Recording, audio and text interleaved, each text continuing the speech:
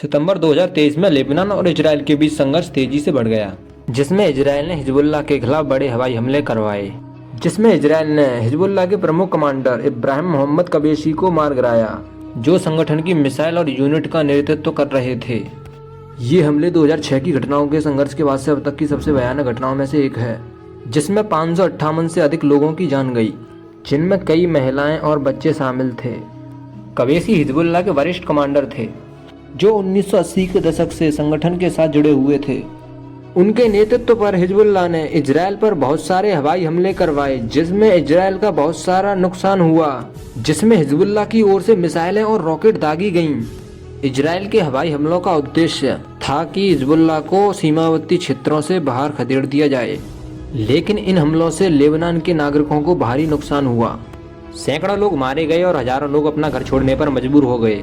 उसके बाद हिजबुल्लाह ने भी जवाबी हमले किए, जिसमें उसने इजराइल के उत्तरी क्षेत्रों में रॉकेट दागे, जिसमें एक विस्फोटक फैक्ट्री पर भी हमला हुआ, जिससे सीमा पर तनाव और भी बढ़ गया।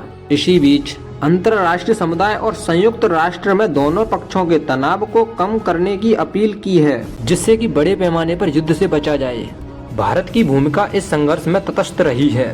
भारत हमेशा से इजराइल और लेबनान के बीच शांति की अपील करता रहा है। भारतीय सरकार ने इस क्षेत्र में बढ़ते हिंसा पर चिंता जताई है और दोनों पक्षों से संयम बरतने का आग्रह किया है, जिससे आगे चलकर कोई बड़ा युद्ध न हो। भारत का मुख्य उद्देश्य इस संघर्ष को रोककर मध्य पूर्व में स्थिरता बनाए रखने का है, ताकि क्षेत्रीय सुरक्षा और आर्थिक संतुलन पर असर न पड़े। इस संघर्ष में प्रमुख मुद्दा ये है कि हिजबुल्लाह और इजराइल के बीच चल रही लड़ाई का सीधा संबंध गाजा में चल रहे हमलों से भी है, जहां हमास और इजराइल पहले से ही लड़ाई में उलझे हुए हैं। इस प्रकार ये स्थिति मध्य पूर्व में एक बड़े युद्ध के रूप में बदलने की संभावना पैदा कर रही है।